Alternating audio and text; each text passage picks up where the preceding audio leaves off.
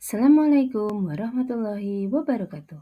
Saya Yulia Ningsih, calon guru penggerak Angkatan 10 dari SDN Ngadipiro Semin, Kabupaten Gunung Kidul, akan memaparkan tentang aksi nyata modul 1.4, budaya positif.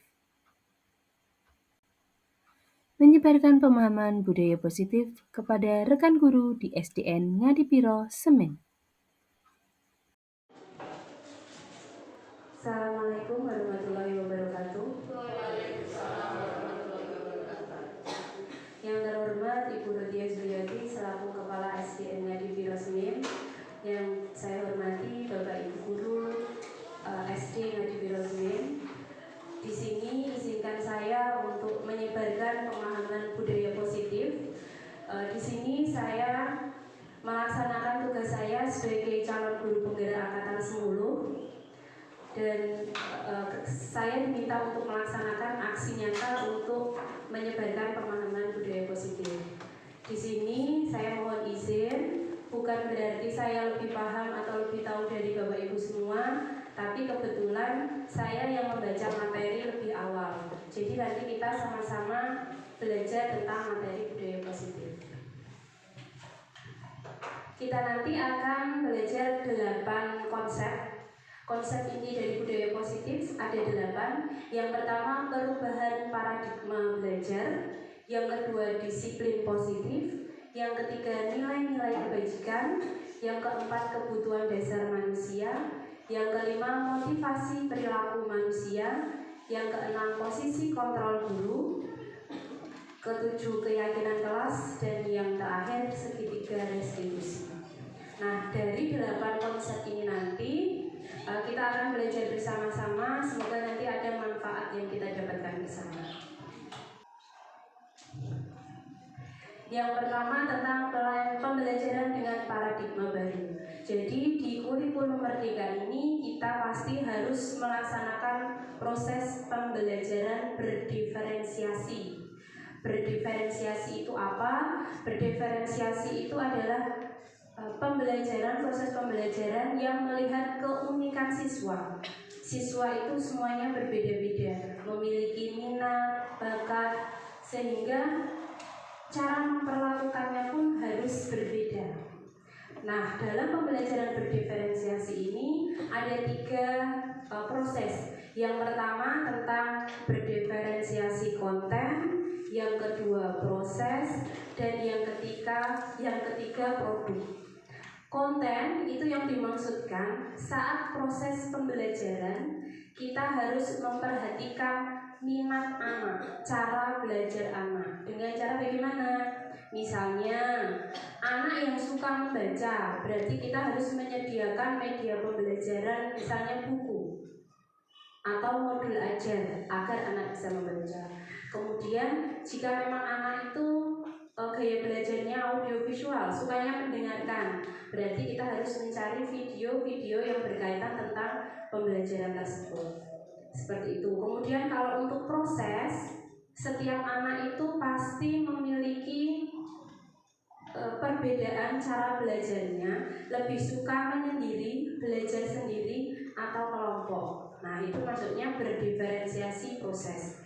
Kemudian yang ketiga produk. Produk ini adalah yang dihasilkan oleh siswa. Di kurikulum Merdeka kita tahu siswa itu harus menghasilkan produk. Produknya itu bisa bermacam-macam. Misalnya kalau kita lihat siswa praktek itu berarti nanti ada produk barangnya. Atau bisa juga produknya itu kemampuan berbicara siswa yang meningkat. Itu sudah termasuk hasil atau produk. Nah, kemudian miskonsepsi tentang teori kontrol. Maksudnya bagaimana? Nah, sekarang biar tidak ngantuk, saya mohon Bapak Ibu semua untuk mengangkat tangan. Tolong tangannya digenggam, dibuka lagi, diturunkan. Terima kasih. Nah, maksudnya apa? Terkadang kita sebagai seorang guru itu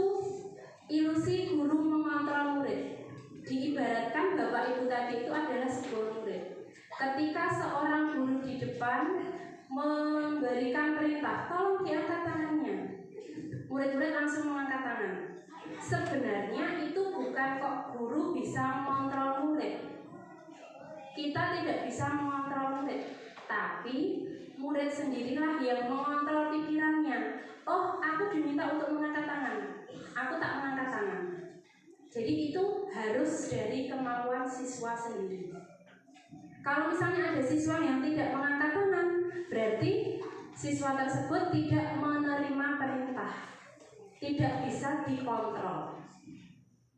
Jadi kadang kita beranggapan kalau kita memerintahkan siswa, kemudian siswa itu melaksanakannya, itu kita menganggap kita bisa mengontrol siswa, tapi ternyata bukan. Kalau siswa itu tidak mau dikontrol, misalnya kita memberikan PR, tapi siswa tidak mau mengerjakan, nah itu termasuk siswa itu ternyata tidak bisa dikontrol.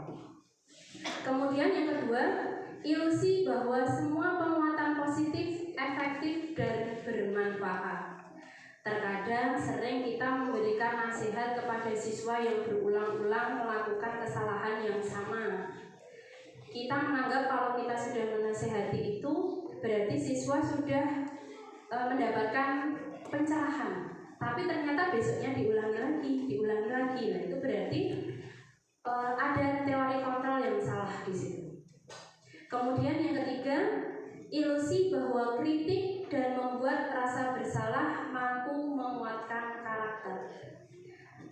Terkadang saya sendiri kalau misalnya ada siswa yang melakukan sebuah kesalahan, ya saya bilang kalau siswa itu salah tanpa mungkin tahu sebabnya dia melakukan kesalahan itu apa.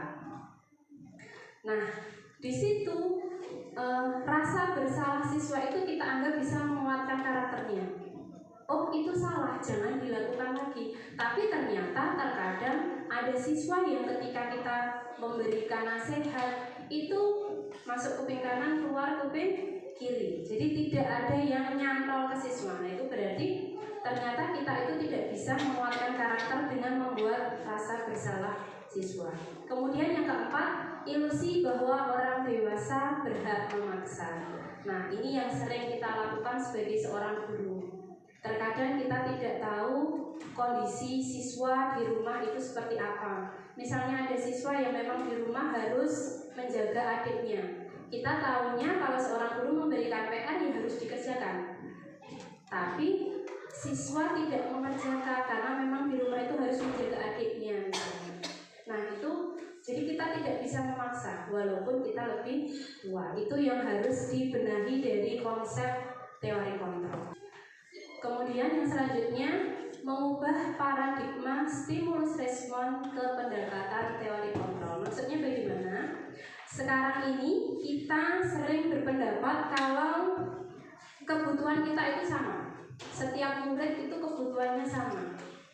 Kita memberikan proses pembelajaran ceramah semuanya misalnya. Atau kita berikan buku, siswa diminta untuk membaca. Padahal belum tentu dengan seperti itu siswa itu semuanya sama. Jadi realitanya kebutuhan setiap individu atau kebutuhan kita itu berbeda. Kemudian yang kedua, semua orang melihat hal yang sama. Padahal nyatanya setiap orang itu pasti memiliki gambaran yang berbeda-beda. Yang ketiga, kita mencoba mengubah orang agar berpandangan sama dengan kita. Padahal pandangan kita sendiri belum tentu benar. Jadi harusnya kita berusaha memahami pandangan orang lain tentang dunia. Jadi memang kita harus memberikan ruang agar bisa saling berkolaborasi bersama-sama. Kemudian perilaku buruk dilihat sebagai suatu kesalahan. Kalau ada siswa yang melakukan kesalahan, pasti kita langsung menjustify kalau siswa itu nakal. Padahal harusnya kita mencari tahu sebabnya anak melakukan kesalahan, melakukan kenakalan itu apa. Jadi semua perilaku itu pasti memiliki tujuan. Kemudian orang lain bisa mengontrol saya. Nyatanya hanya kita sendiri yang bisa mengontrol diri kita. Contohnya tadi, diminta untuk mengangkat tangan.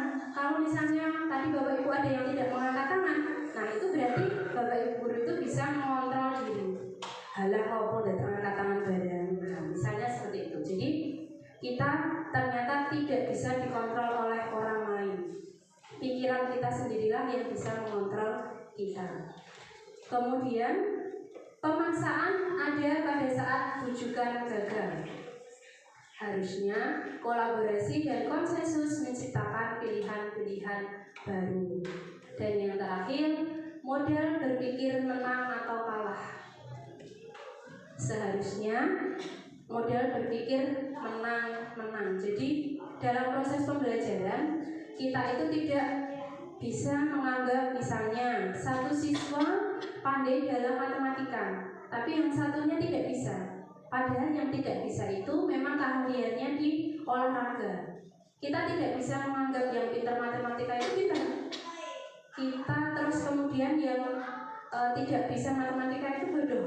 Tidak, karena memang setiap anak itu memiliki karakter yang berbeda-beda.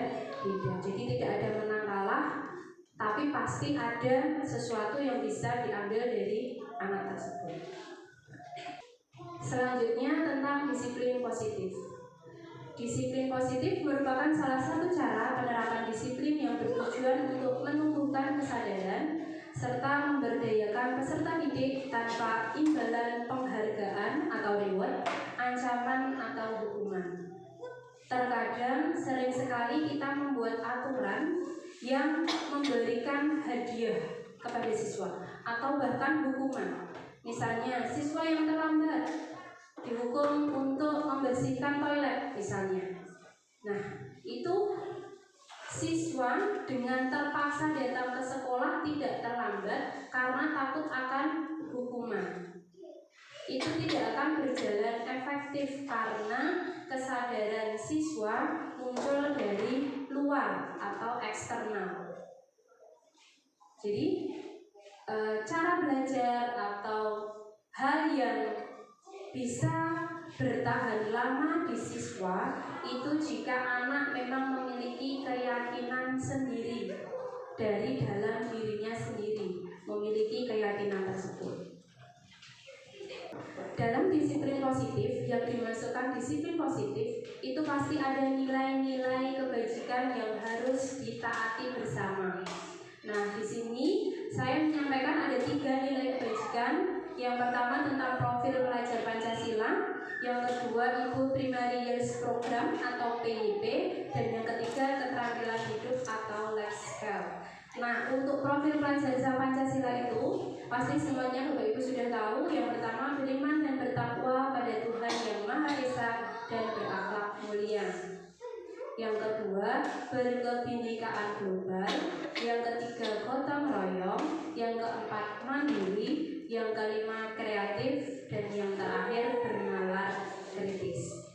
Sedangkan untuk PYP itu ada nilai kebajikan tentang toleransi, rasa hormat, integritas, mandiri, menghargai, antusias, empati, keingintahuan, kreativitas, kerjasama, percaya diri, dan komitmen. Sedangkan untuk keterampilan hidup itu ada nilai dapat dipercaya, lurus hati, pendengar yang aktif, tidak merendahkan orang lain, dan memberikan yang terbaik dari diri. Jadi kita bisa dianggap sudah melaksanakan disiplin positif jika nilai-nilai kebajikan itu sudah kita lakukan. Ngerti nggih? Nah, sekarang tentang kebutuhan dasar manusia. Setiap manusia pasti memiliki hal yang harus dipenuhi. Apa saja kebutuhan dasar manusia yang harus dipenuhi? Jadi kebutuhan dasar manusia itu ada 5. Yang pertama, kebutuhan bertahan hidup. Yang kedua, kasih sayang dan rasa diterima. Yang ketiga, penguasaan. Yang keempat, kebebasan. Dan yang kelima, kesenangan. Apakah yang dimaksudkan dengan kebutuhan dasar bertahan hidup?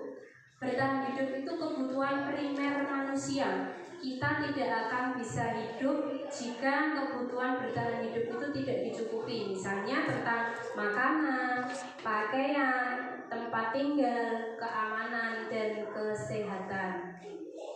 Kalau kita tidak makan, pasti kita tidak bisa hidup, Ibu. Jadi kebutuhan dasar manusia ini yang paling penting itu tentang bertahan hidup. Kemudian yang kedua, kasih sayang dan rasa diterima meliputi jadi bagian dalam kelompok. Misalnya di sekolah ini setiap guru pasti memiliki keinginan untuk bisa berkolaborasi, bekerja sama, diterima oleh guru yang lain. Kalau misalnya ada guru yang misalnya diajukan atau tidak dihiraukan oleh guru yang lain, nah itu berarti ada rasa tidak diterima. Murid pun juga seperti itu. Kadang di dalam kelas itu ada bulian, itu karena ada tidak diterimanya siswa oleh siswa yang lain. Kemudian untuk penguasaan itu tentang harga diri, keinginan untuk dianggap, memimpin, berprestasi, diakui dan didengar. Jadi setiap orang itu pasti memiliki rasa ingin berprestasi. Tidak mungkin ada orang yang halah ya wis salah gini baik. Sebenarnya tidak akan mungkin. Pasti semua itu ingin berprestasi, ingin menunjukkan apa yang dimilikinya. Seperti itu. Kemudian untuk kebebasan itu hubungannya dengan mandiri, memiliki pilihan, mencoba hal baru dan mampu mengendalikan arah dirinya. Jadi yang dimaksudkan kebebasan itu sama dengan kemerdekaan. Bisa mengatur dirinya sendiri sesuai dengan keinginannya berdasarkan nilai kebajikan. Kemudian yang kelima, kesenangan itu tentang bermain, humor, antusiasme, dan tertawa. Jadi 5 kebutuhan dasar manusia ini harus terpenuhi. Jika ada salah satu atau bahkan lebih tidak terpenuhi, nah itu yang akan menimbulkan adanya tindakan-tindakan yang tidak baik atau berkebalikan dengan disiplin positif. Selanjutnya kita masuk ke motivasi perilaku manusia. Tadi di depan sudah saya singgung, kalau motivasi perilaku manusia itu ada 3. Yang pertama, untuk menghindari ketidaknyamanan atau hukuman. Ini yang paling sering terjadi. Contohnya, kita datang tepat waktu agar bisa mopsi. Nah, itu termasuk menghindari hukuman. Kenapa? Karena kalau tidak mopsi nanti sertifikasi tidak cair. Nah, itu jadi belum ada motivasi internal atau motivasi dalam diri. Masih motivasi eksternal karena kita melakukan aturan untuk menghindari hukuman. Kemudian selanjutnya yang kedua, untuk mendapatkan imbalan atau penghargaan dari orang lain. Misalnya Bu Kepala Sekolah membuat peraturan, siapa yang bulan ini tidak ada yang terlambat dan pulangnya tepat sesuai waktu nanti akan mendapatkan hadiah dari sekolah. Nah, misalnya seperti itu. Jadi guru rajin datang pagi, pulang sampai sore itu karena ingin mendapatkan hadiah dari Bu Kepala Sekolah. Nah, itu termasuk juga motivasi eksternal. Yang ketiga, ini yang harus kita miliki. Kenapa? Karena motivasi yang ketiga ini untuk menjadi orang yang mereka inginkan dan menghargai diri sendiri dengan nilai-nilai yang mereka percaya. Jadi sudah ada keinginan dari dalam diri untuk memang benar-benar bisa berubah ke arah yang lebih baik.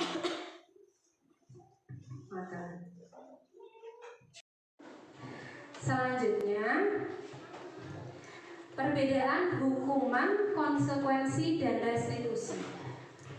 Jadi ternyata hukuman, konsekuensi, dan restitusi itu berbeda. Perbedaannya apa?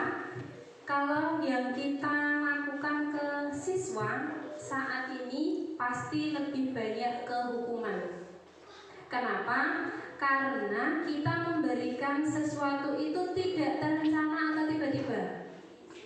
Murid tidak tahu apa yang terjadi atau tidak dilibatkan. Bersifat satu arah, berupa hukuman fisik atau psikis. Contohnya tadi ada siswa yang terlambat. Kamu terlambat, kamu harus membersihkan toilet. Nah, itu berarti hukuman. Kenapa? Karena tidak ada kesepakatan di awal. Hanya satu arah dari guru ke siswa. Kemudian konsekuensi, kalau konsekuensi itu bagaimana? Konsekuensi itu sudah terencana dan disepakati sesuai peraturan. Jadi sudah ada peraturan yang ada. Misalnya ada peraturan kalau yang terlambat nanti misalnya harus piket di akhir pembelajaran. Nah, itu sudah ada kesepakatan. Tapi walaupun sudah ada kesepakatan, pastinya murid tetap dibuat tidak nyaman. Kemudian sikap guru selalu memonitor murid. Nanti siang beneran piket atau tidak? Kalau tidak nanti hukumannya ditambah lagi. Jadi tidak selesai-selesai kalau konsekuensi. Nah, kemudian kalau restitusi, ada proses menciptakan kondisi bagi murid untuk memperbaiki kesalahan. Dan proses kolaboratif yang mengajarkan murid untuk mencari solusi sendiri. Jadi restitusi ini memang yang harus guru lakukan untuk saat ini. Kenapa? Karena dengan restitusi siswa menjadi paham dengan kesalahannya sendiri. Mereka bisa introspeksi diri, refleksi diri, kemudian mencari solusi sendiri. Jadi bukan lagi guru yang harus kamu harus begini, kamu harus begini, tidak. Tapi nanti siswa secara tidak langsung itu bisa mencari solusinya sendiri. Kemudian 5 posisi kontrol guru. Jadi sebenarnya apapun yang kita lakukan ke siswa ternyata itu ada posisi yang berbeda-beda. Maksudnya bagaimana? Yang pertama itu tentang posisi kontrol guru sebagai penghukum. Ini yang sering kita lakukan. Padahal posisi kontrol guru sebagai penghukum ini membuat murid atau siswa itu kapok. Jadi tidak ada pembelajaran di dalamnya. Sedangkan yang kedua, pembuat merasa bersalah. Maksudnya bagaimana?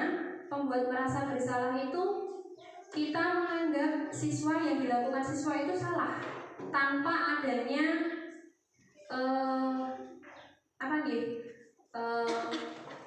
cara menyelesaikan masalahnya itu apa. Jadi siswa tidak hanya tahu oh kamu salah, tapi tidak ada solusi yang muncul. Kemudian sebagai teman, kadang kita beranggapan kalau kita dekat dengan siswa itu sudah posisi kontrol yang paling baik. Karena nantinya kita secara tidak langsung jika sudah dekat dengan siswa itu bisa mengontrol siswa. Ternyata itu juga tidak efektif. Kenapa? Karena lama-kelamaan siswa bisa tidak hormat terhadap guru. Ada sering seperti itu. Misalnya kalau yang siswa SMP, SMA itu nanti kalau sudah dekat dengan guru, kemudian sudah tidak ada rasa hormat, sudah dianggap temannya sendiri. Kemudian yang keempat itu sebagai pemantau. Pemantau itu bagaimana? Pemantau itu kita memberitahukan kesalahan siswa, kemudian memantau atau memonitor apa yang kemudian dilakukan siswa. Tapi apa yang dilakukan siswa itu masih dari petunjuk kita, belum dari siswa sendiri, kemauan siswa sendiri. Kemudian yang terakhir, posisi yang kelima. Nah, ini yang harus kita lakukan saat ini, yaitu posisi sebagai manajer. Kenapa? Karena dalam posisi sebagai manajer, kita bersama-sama dengan murid mencari solusi atas permasalahannya. Kemudian siswa bisa menemukan solusinya sendiri berdasarkan keyakinan yang mereka yakini. Nah, di sini ada contohnya tentang 5 posisi kontrol guru.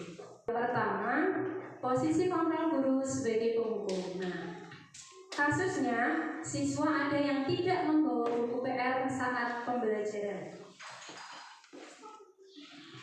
Ternyata apapun yang kita ucapkan kepada siswa, itulah yang menentukan posisi kontrol kita. Contohnya, jika kita berlaku sebagai penghukum, yang akan diucapkan guru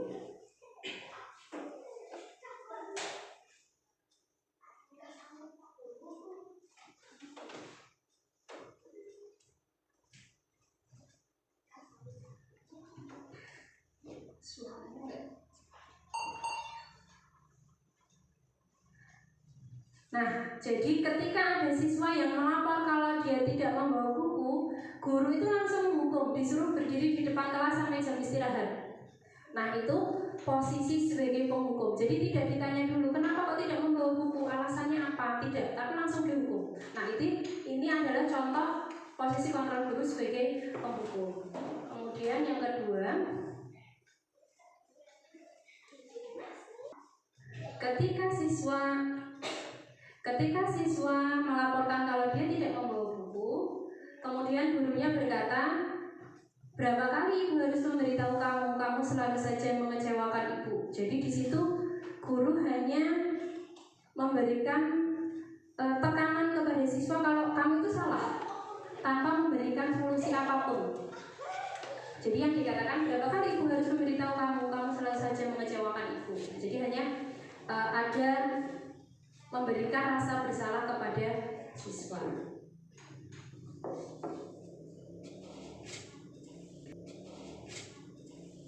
Kemudian posisi kontrol sebagai teman yang diucapkan guru ketika siswa melaporkan dia tidak membawa buku. Ayo dong ikuti aturan sekolah, tolong bantu ibu ya. Kali ini tidak apa-apa, lain kali jangan sampai berbuat seperti ini lagi ya. Jadi kalau sebagai teman itu kita sering lebih memberikan toleransi. Tapi nyatanya toleransi yang kita berikan itu terkadang malah disalahgunakan oleh siswa. Jadi merasa, halah aku deh ini orang bawa buku, paling sesok aku ikut orang pokoknya orang dihukum. Nah seperti itu. Jadi tidak ada pembelajaran di sana.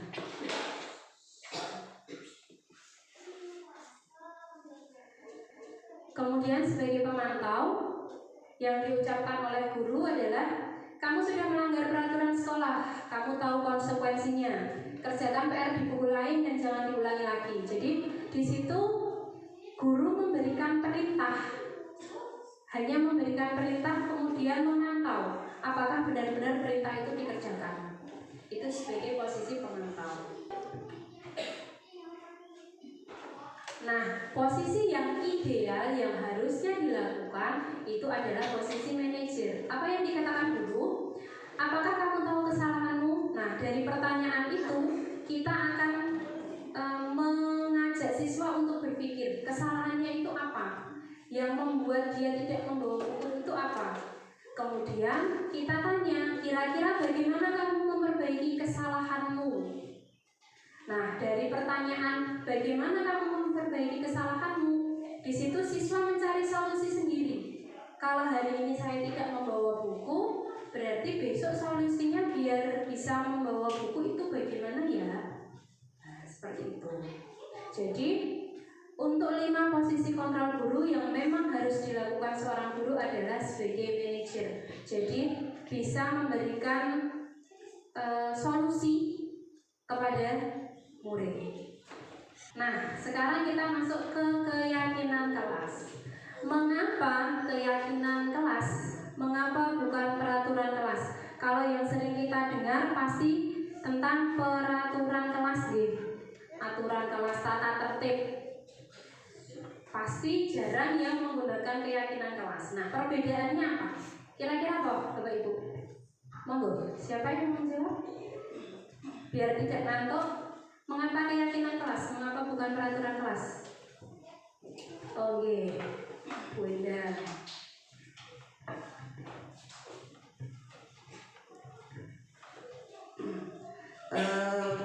Terima kasih.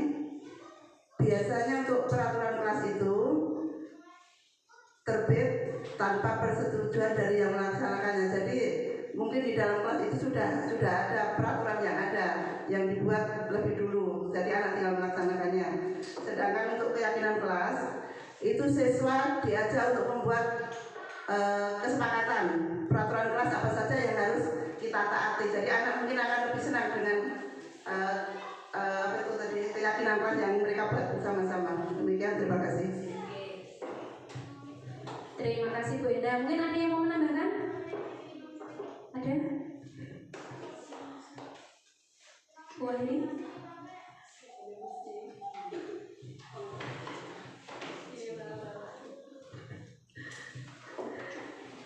Seperti yang sudah dikatakan Bu Endang dan juga yang sudah disampaikan Bu Yulia tadi mengenai keyakinan kelas, itu sudah disampaikan juga yang namanya peraturan itu merupakan tatanan, dan tatanan itu dibuat di instansi, misalnya di sekolah itu sudah ada peraturan atau tatanan yang sudah disepakati atau sudah dibuat sebelumnya, seperti yang diucapkan Bu Endang tadi. Seperti di Pemda, juga di daerah, di kelurahan itu sudah ada namanya peraturan yang tatanan sudah dipersiapkan, sudah diadakan. Tetapi kalau keyakinan seperti yang tadi sudah disampaikan, keyakinan itu muncul dari hati nurani kita sendiri, muncul dari keyakinan kita sendiri, kepercayaan kita. Kalau kita mau melakukan perubahan misalnya, keyakinan itu berubah hal-hal yang buruk menjadi lebih bagus atau mendapatkan peningkatan yang lebih bagus dari kemarin yang sudah kita lalui. Jadi kepercayaan kita untuk melakukan perubahan menuju yang lebih bagus itu muncul dari dalam diri kita sendiri dan akan dimulai dari kita sendiri, seperti yang tadi sudah disampaikan. Dengan adanya keyakinan kita berangkat ke sekolah pagi-pagi tanpa harus adanya aturan ribet untuk mendapatkan ribet dan sebagainya, itu merupakan keyakinan yang muncul dari dalam diri kita sendiri. Jadi perbedaan mengenai peraturan dan keyakinan itu, peraturan sudah ditetapkan sebelumnya, kalau keyakinan muncul dari dalam diri kita sendiri. Kita untuk memunculkan keyakinan kepada anak didik itu merupakan proses yang harus kita biasakan, pembiasaan yang kita contohkan kepada anak didik. Berarti hampir sama dengan pendapat dari Bu Endang dan Bu Wahyuni. Mengapa keyakinan kelas? Mengapa bukan peraturan kelas? Karena keyakinan kelas itu lebih dari kesepakatan bersama, keyakinan bersama yang memang harus dilakukan. Sedangkan untuk peraturan kelas, peraturan itu hanya dibuat oleh guru, oleh yang merasa paling berperan di dalam kelas, yang bisa mengatur itu guru. Nah, itu kalau peraturan kelas. Jadi kenapa kita mengambil keyakinan kelas? Ya karena dengan keyakinan kelas, dengan apa yang sudah disepakati bersama, itu diharapkan antara guru dan murid di dalam kelas ataupun di dalam sekolah itu memiliki kesamaan pandangan apa yang memang harus diyakini dan harus dilakukan. Nah, untuk pembentukan keyakinan kelas itu bersifat abstrak. Jadi sebenarnya kalau aturan itu kan lebih detail, misalnya memakai seragam sesuai aturan, datang tepat waktu. Nah, kalau untuk keyakinan kelas itu lebih ke misalnya kalau datang tepat waktu itu kan hubungannya tentang disiplin. Jadi keyakinan kelasnya itu misalnya disiplin. Jadi hanya lebih ringkas, lebih abstrak, tidak perlu dijelaskan disiplin itu apa saja, itu tidak perlu. Kemudian berupa pernyataan universal, umum, seperti disiplin tadi. Disiplin itu bisa meliputi tentang datang tepat waktu, pemakaian seragam dan sebagainya. Dibuat dalam pernyataan positif. Jadi tidak boleh ada kalimat negatif, harus positif. Jadi penggunaan kata jangan, dilarang itu tidak boleh ada di keyakinan kelas. Kemudian sedikit saja agar mudah diingat, tidak perlu banyak-banyak. Sesuai dengan kondisi kelas dan sekolah sehingga mudah diterapkan. Jadi yang memang sering dilakukan. Semua warga sekolah atau warga kelas dilibatkan saat membuat keyakinan kelas. Nah, ini yang terpenting. Kenapa kok semua warga harus dilibatkan? Agar mereka memang benar-benar bisa meyakini dari dalam hati, terdapat motivasi internal dari dalam diri sehingga mereka bisa melaksanakan keyakinan kelas tanpa terpaksa. Nah, di sini contoh membuat keyakinan kelas, kebetulan di kelas 4 kami sudah bersama-sama membuat keyakinan kelas. Nanti akan ada videonya. Silahkan Bapak Ibu saksikan bagaimana cara membuat keyakinan kelas.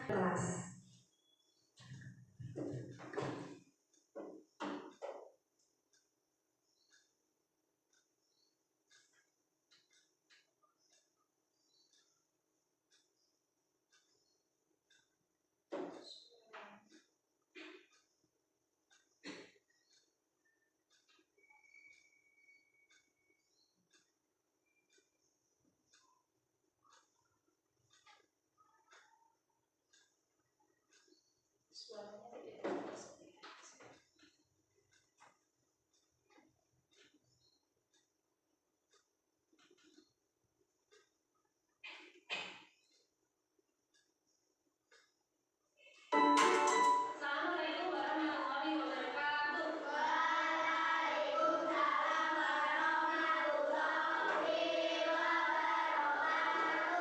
Nah, hari ini kita akan membuat keyakinan. Jadi dalam membuat keyakinan kelas itu yang pertama harus dilakukan adalah penyampaian konsep. Penyampaian konsep ini kita harus menjelaskan kepada siswa apakah yang dimaksud dengan keyakinan kelas itu. Fungsinya untuk apa? Agar siswa tahu nanti kegunaan keyakinan kelas, manfaatnya itu apa? Apa yang harus dilakukan siswa? Disiplin, berarti yang dituliskan keyakinan kelas itu apa? Hal-hal yang kita yakini, yang harus kita lakukan, yang sesuai dengan aturan. Jadi keyakinan kelas itu kalian yakini kalau itu memang benar-benar harus dilakukan. Dengan adanya keyakinan kelas nanti berarti kelas ini ada hal yang diyakini bersama, kesepakatan bersama yang harus dipatuhi oleh semua warga kelas. Nanti ibu akan memberikan kertas kepada kalian. Nanti kalian bisa tuliskan di situ keyakinan kelas apa yang sekiranya perlu kalian tuliskan. Nah, keyakinan kelas itu tidak boleh kalimat negatif. Maksudnya kalimat negatif itu apa? Di keyakinan kelas itu tidak boleh ada kata jangan. Misalnya, jangan membuang sampah sembarangan. Itu kan kalimat negatif ya, karena ada kata jangan. Nah, kalau kita menggunakan kalimat positif, jadinya bagaimana? Jangan membuang sampah sembarangan. Jadi kalimatnya harus bagaimana? Jadi bagaimana? Apa? Nah, menjaga kebersihan. Harus menjaga kebersihan. Berarti itu tandanya tidak boleh membuang sampah sembarangan. Misalnya lagi, tidak boleh berlayar di dalam kelas. Berarti kalimat positifnya bagaimana? Tidak boleh berlayar. Berarti harus bagaimana di dalam kelas itu? Kalau tidak boleh berlayar, berarti kalimat positifnya apa? Boleh tidak kalau di kelas itu belajar? Tidak. Yang boleh itu bagaimana di dalam kelas itu? Tenang, duduk dengan tenang, rapi. Nah, berarti kalimat positifnya apa? Dilarang tidak boleh. Jangan dilarang tidak boleh. Itu namanya kalimat negatif. Berarti kalimat positifnya kalau tidak boleh belajar, berarti duduk yang rapi saat di kelas. Itu paham ya? Di sini ada kertas. Kemudian langkah yang kedua adalah membagikan kertas. Jadi nanti siswa harus menuliskan keyakinan kelasnya di kertas tersebut. Teman kalian siapa yang terlambat? Berarti kalian yang menuliskan di sini. Silakan menuliskan. Itu ya.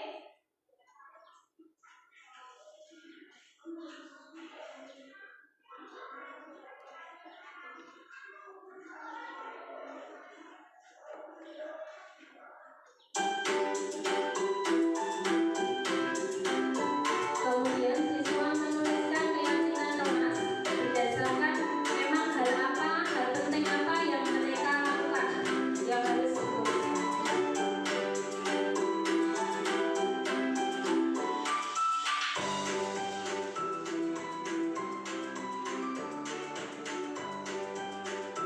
Kemudian setelah menuliskan keyakinan kelasnya ditempel di papan tulis.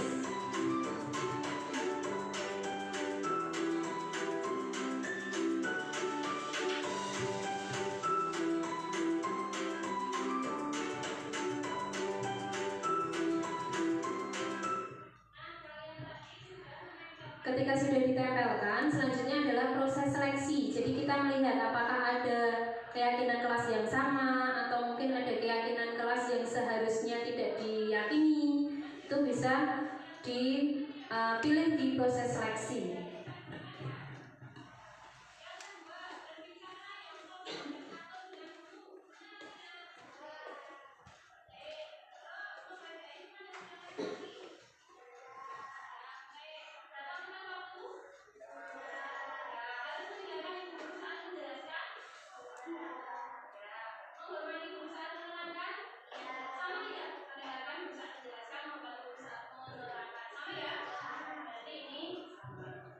Nah, jika ada keyakinan yang kelas yang sama, itu bisa dijadikan satu. Jadi nanti memang hanya satu yang ditulis.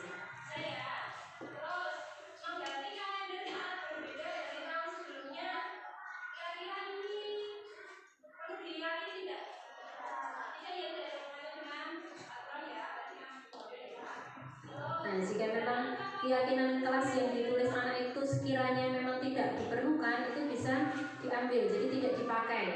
Jadi memang kesepakatan bersama. Nah, kemudian setelah itu dikelompokkan berdasarkan pernyataan abstraknya tadi. Misalnya nilai-nilai kebajikan. Kita mau ambil disiplin atau misalnya saling menghargai, religius. Jadi setelah membuat keyakinan kelas, proses seleksi dilakukan, kemudian mengelompokkan berdasarkan nilai-nilai kebajikan yang kita mau tampilkan di dalam kelas.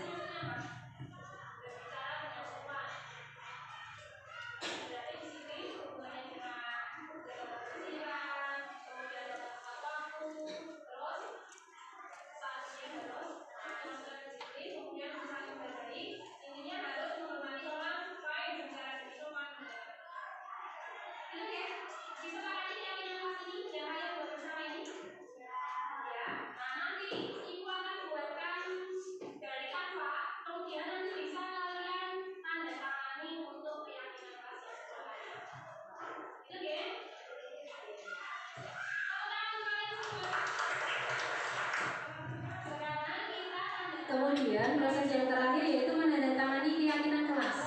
Jadi kalau peraturan itu kan biasanya ditempel tanpa ada kesepakatan yang lain. Tapi kalau di keyakinan kelas itu harus ditandatangani semua warga kelasnya agar memang benar-benar keyakinan kelas itu bisa ditaati bersama.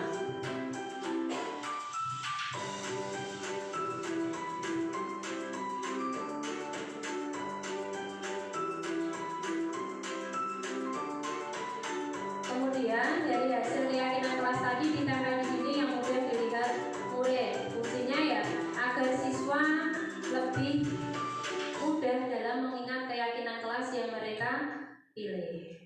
Seperti itu. Mungkin ada pertanyaan Bapak Ibu tentang bagaimana cara membuat keyakinan kelas? Tadi proses yang pertama tadi apa? Dalam membuat keyakinan kelas tadi, proses yang pertama dilakukan? Betul, penyampaian konsep. Penyampaian konsep itu penting agar siswa dan guru memiliki satu konsep yang sama, memiliki satu pemahaman yang sama. Kemudian yang kedua, apa tadi? Membagikan kertas. Kemudian siswa menuliskan keyakinan kelas yang mereka yakini. Setelah itu ditempelkan di papan tulis. Kemudian diseleksi, dikelompokkan menurut nilai-nilai kebajikan yang ada, kemudian dicetak, terus ditandatangani dan kemudian ditempel. Harus ditandatangani semua warga. Kenapa? Karena tanda tangan itu fungsinya untuk mengikat agar memang benar-benar siswa itu memiliki rasa, oh ini keyakinan yang saya buat, tanggung jawab atas apa yang sudah mereka tuliskan sendiri. Selanjutnya tentang segitiga restitusi. Apa itu segitiga restitusi? Menurut saya segitiga restitusi itu hal yang baru, karena memang materi segitiga restitusi ini baru benar-benar saya dapatkan saat mengikuti pendidikan calon guru penggerak ini. Nah, segitiga restitusi itu apa? Segitiga restitusi itu adalah suatu proses dialog yang dijalankan oleh guru agar dapat menghasilkan murid yang mandiri dan bertanggung jawab. Jadi kuncinya kita melakukan restitusi itu agar murid dapat mandiri dan bertanggung jawab. Mandirinya bagaimana? Mandirinya menjalankan keyakinan kelas yang mereka yakini secara sadar atas kemauan sendiri. Kemudian bertanggung jawab. Bertanggung jawab itu ketika memang mereka melakukan kesalahan, mereka sudah bisa mencari solusinya. Tanggung jawabnya mereka itu seperti apa, harus bagaimana. Nah, tapi ternyata jika sekolah itu semakin sering menerapkan segitiga restitusi, berarti budaya positif belum terbentuk di sekolah tersebut. Aneh ya, kita harus melaksanakan segitiga restitusi ketika ada sesuatu hal yang di luar keyakinan kelas. Tapi ternyata ketika kita sering melakukan segitiga restitusi, itu berarti tandanya sekolah tersebut atau kelas tersebut belum menerapkan budaya positif dengan baik. Kenapa? Karena kalau sudah bisa menerapkan budaya positif, disiplin positif, pasti restitusi ini tidak perlu dilakukan. Jadi berkebalikan. Nah, dalam segitiga restitusi, tahap yang pertama itu menstabilkan identitas. Yang kedua, validasi tindakan yang salah. Dan yang ketiga, menanyakan keyakinan. Jadi memang segitiga restitusi ini masih sangat erat berhubungan dengan keyakinan kelas atau keyakinan sekolah. Jadi sebelum kita bisa melaksanakan segitiga restitusi ini, sebaiknya Bapak Ibu guru semuanya sudah membuat keyakinan kelas masing-masing.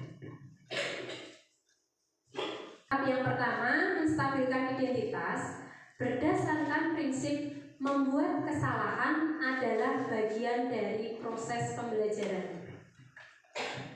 Jadi pada tahap menstabilkan identitas ini, kita menganggap kalau berbuat salah itu sesuatu yang wajar. Seseorang berbuat salah itu sesuatu yang wajar. Tidak ada manusia yang sempurna. Guru itu juga pernah melakukan kesalahan. Guru itu tidak mau mencari siapa yang salah, tapi ingin mencari solusi dari masalah tersebut. Jadi intinya kalau menstabilkan identitas itu, kita harus memberikan pemahaman kepada anak kalau melakukan kesalahan itu bukan proses yang gagal, tapi proses belajar. Nah, itu yang harus ditekankan di menstabilkan identitas. Kita tidak boleh mencap anak itu yang gagal. Tidak ada anak yang gagal, semuanya anak yang sukses. Itu di langkah menstabilkan identitas. Yang kedua, validasi tindakan yang salah. Berdasarkan prinsip setiap perilaku berupaya memenuhi suatu kebutuhan tertentu. Jadi, validasi tindakan yang salah ini ada hubungannya dengan 5 kebutuhan dasar manusia. Jika dari kelima kebutuhan itu ada yang tidak tercukupi, nah itu pasti kita baru akan melakukan tindakan yang tidak sesuai dengan keyakinan kelas. Nah, di tahap validasi tindakan yang salah ini, yang harus kita lakukan kepada siswa, kamu pasti punya alasan mengapa melakukan hal itu. Jadi menanyakan alasan kenapa murid itu melakukan kesalahan. Kemudian, padahal kamu bisa melakukan hal yang lebih buruk dari ini ya. Jadi kita memberikan pemahaman kalau ternyata tindakannya itu bisa lebih buruk lagi. Kemudian, kamu patut bangga karena telah melindungi sesuatu yang penting buat kamu. Karena kalau anak melakukan kesalahan itu pasti ada alasan kenapa kok melakukan kesalahan itu, pasti ada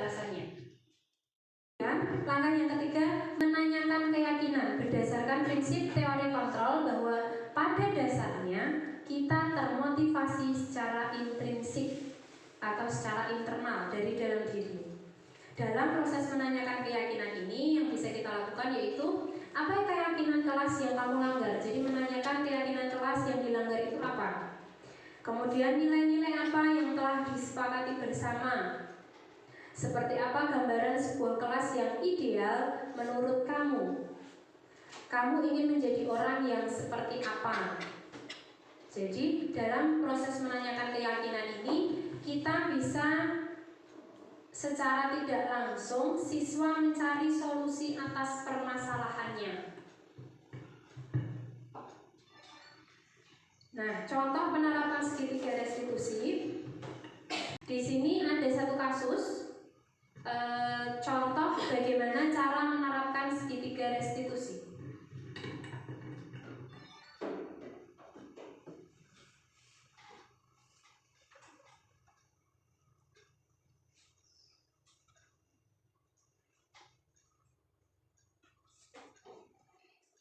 Ayu sedang mengikuti pelajaran matematika, namun dia terlihat panik karena lupa tidak membawa buku tulis matematika yang berisi PR.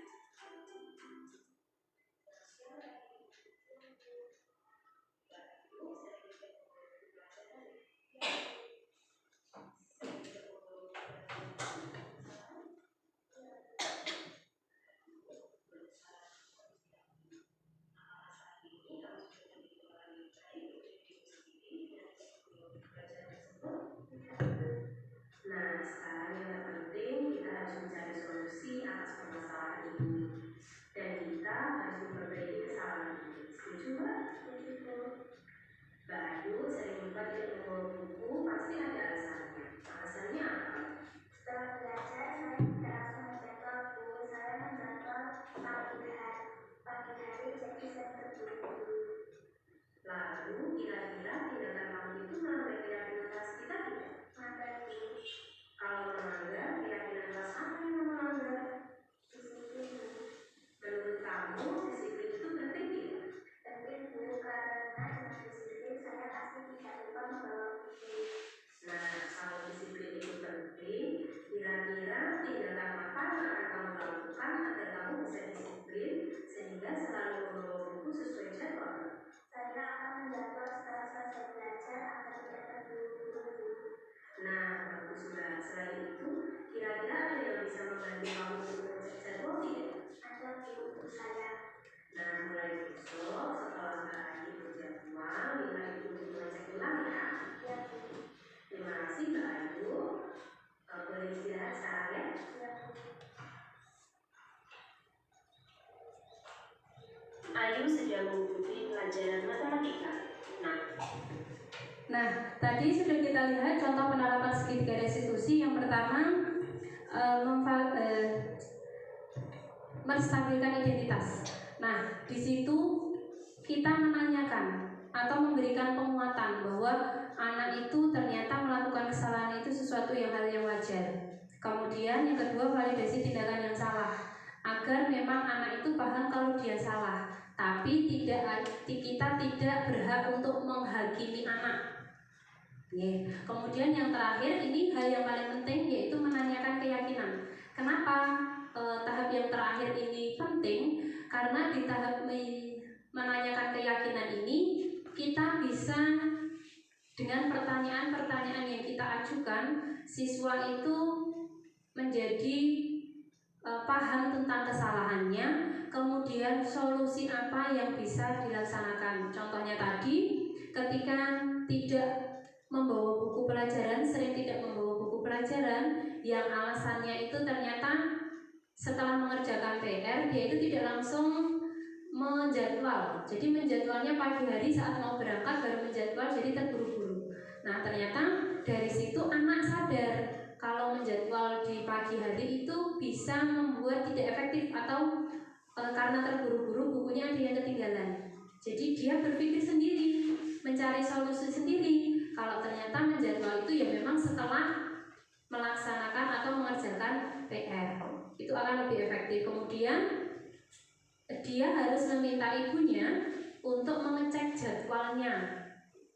Nah dari situ karena sudah 2 orang yang mengecek, pastinya untuk kesempatan bukunya tertinggal itu menjadi semakin sedikit. Nah, sampai di tahap terakhir, sebelum saya tutup mungkin ada pertanyaan tentang 8 materi budaya positif yang sudah saya sampaikan tadi. Ada yang membutuhkan? Mungkin ada yang mau menanyakan bagaimana cara menerapkan budaya positif, atau mungkin ada yang lain? Ada yang membutuhkan? Betul ya? Kalau tidak, saya tutup. Dalam menerapkan program disiplin positif, hendaknya guru memiliki standar kepribadian, profesional, dan sosial, baik di mana guru mampu merefleksi dirinya dalam posisi kontrol saat ini. Bagaimana perjalanan dirinya sebagai among atau manajer yang menuntun murid-muridnya menjadi insan yang mandiri, merdeka, dan bertanggung jawab. Jadi intinya kita sebagai seorang guru memfasilitasi murid untuk benar-benar melaksanakan proses pembelajaran yang berpihak pada murid, kemudian menjalankan budaya positif yang nantinya akan berdampak kepada guru, murid, maupun sekolah. Itu saja yang dapat saya sampaikan. Jika dalam penyampaian saya ada banyak kesalahan, saya mohon maaf. Cukup sekian dari saya. Assalamualaikum warahmatullahi wabarakatuh.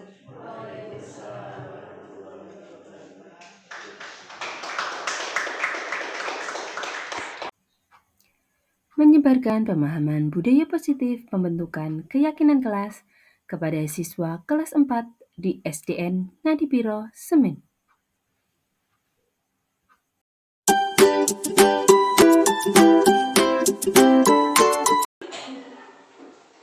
Assalamualaikum warahmatullahi wabarakatuh.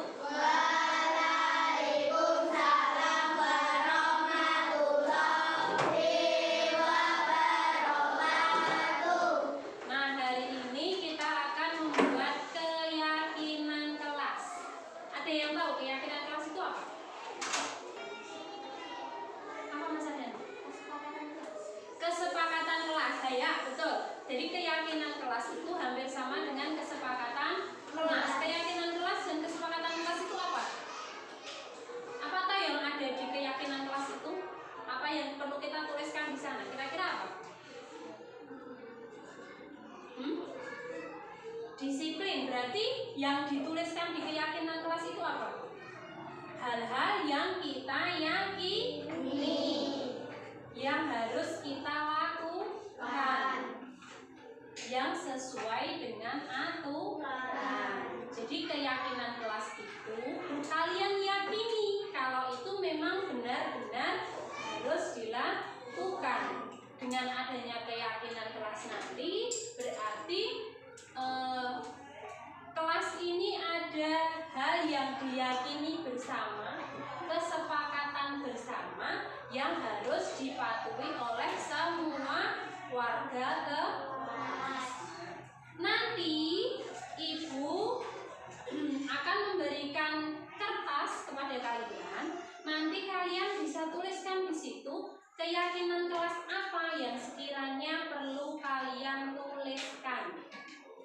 Nah, keyakinan kelas itu tidak boleh kalimat negatif. Maksudnya kalimat negatif itu apa? Di keyakinan kelas itu tidak boleh ada kata jangan. Misalnya, jangan membuang sampah sembarangan. Itu kan kalimat negatif ya, karena ada kata jangan. Nah, kalau kita gunakan kalimat positif jadinya bagaimana? Jangan membuang sampah sembarangan. Berarti kalimatnya harus bagaimana?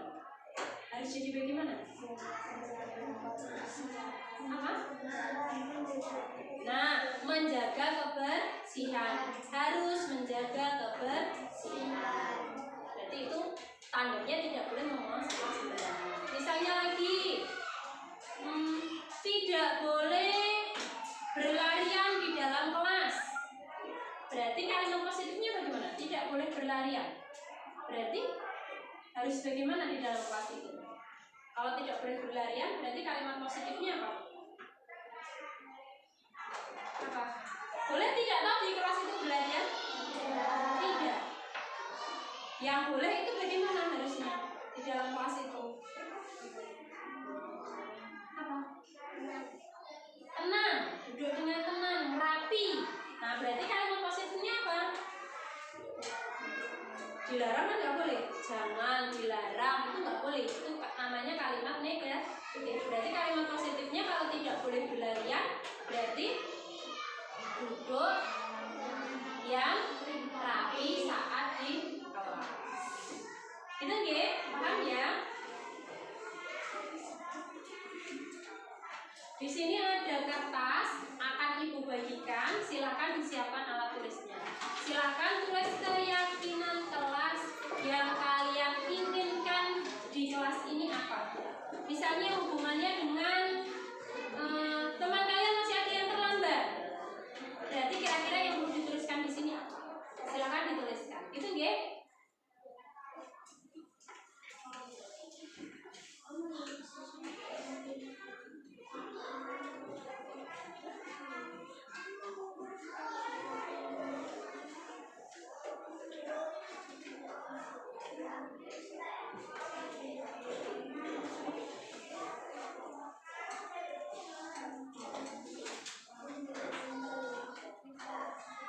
Pakai pulpen ya.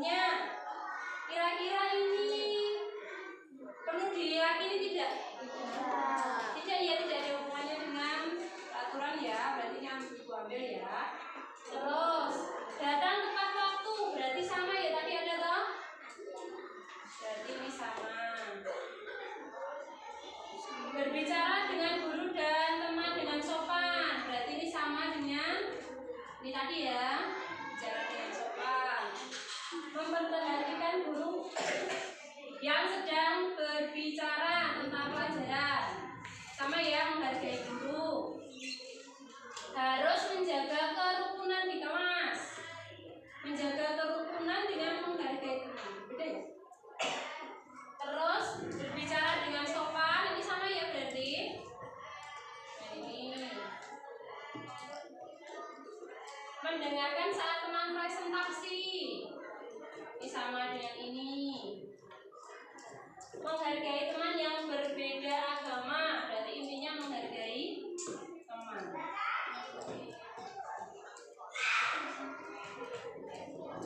Nah, di sini ada berapa keyakinan kelas berarti? 1, 2, 3, 4, 5, 6, 7, 8. Nah, dari 8 ini biar lebih mudah kita kelompokkan lagi. Kalau hubungannya dengan menjaga kebersihan kelas, menjaga kebersihan kelas itu berarti hubungannya dengan apa? Disiplin? Bisa tidak? Bisa tidak? Menjaga kebersihan kelas, menjaga kebersihan tentang kedisiplinan bisa tidak? Bisa ya, karena kalau kelasnya kotor itu pasti tidak mencerminkan disiplin. Berarti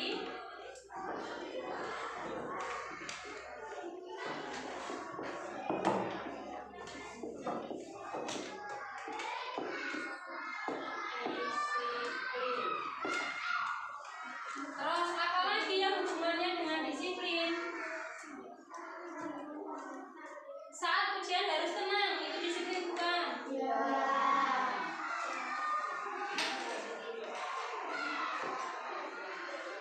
Terus piket setiap pagi di sekolah, ini datang tepat waktu itu disiplin bukan? Iya. Maksudnya disiplin. Terus berbicara dengan sopan, ini berarti maksudnya apa? Berbicara dengan sopan. Mendengarkan teman saat presentasi, itu berarti hubungannya apa?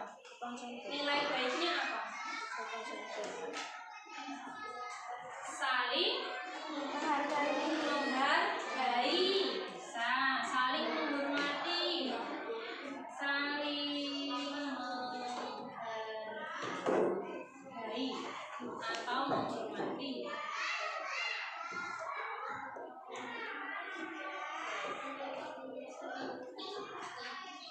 Berbicara dengan sopan, ini berarti saling menghormati ya, saling menghargai. Mendengarkan teman saat presentasi, juga saling menghormati. Memperhatikan guru saat pelajaran, menghargai toh, menghargai teman yang berbeda agama. Hubungannya dengan saling menghargai ya, bisa ya. Toleransi kan hubungannya. Harus menjaga kerukunan di kelas. Masuk ke menghargai tidak? Harus menjaga kerukunan di kelas. Berarti maksudnya apa kalau menjaga kerukunan itu? Menjaga kerukunan maksudnya disiplin. Menjaga kerukunan itu misalnya ada temanmu yang kamu berbuat kesalahan, harusnya bagaimana kamu menjaga kerukunan? Mengingatkan, gitu kan? Berarti ini juga maksudnya ke saling menghargai dan menghormati. Berarti disiplin hubungannya dengan menjaga kebersihan, kemudian datang tepat waktu, terus saat ujian harus, nah itu maksudnya disiplin, kemudian untuk saling menghargai, intinya harus menghormati orang lain, berbicara dengan sopan, mendengarkan teman-teman. Gitu nggak? Disepakati keyakinan kelas ini yang kalian buat bersama ini?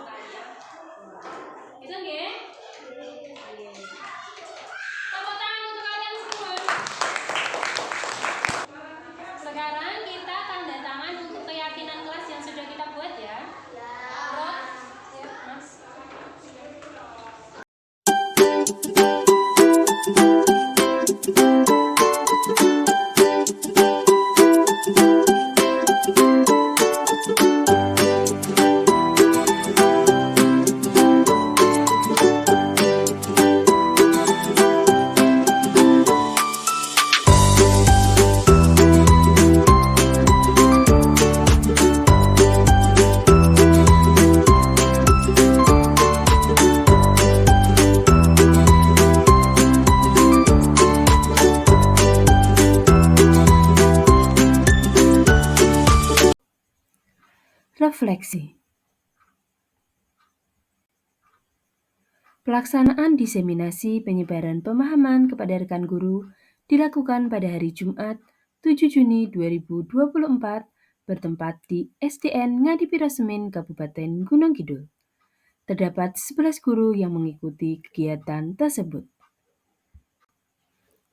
Saya melaksanakan pembuatan keyakinan kelas bersama murid kelas 4 pada hari Selasa 4 Juni 2024.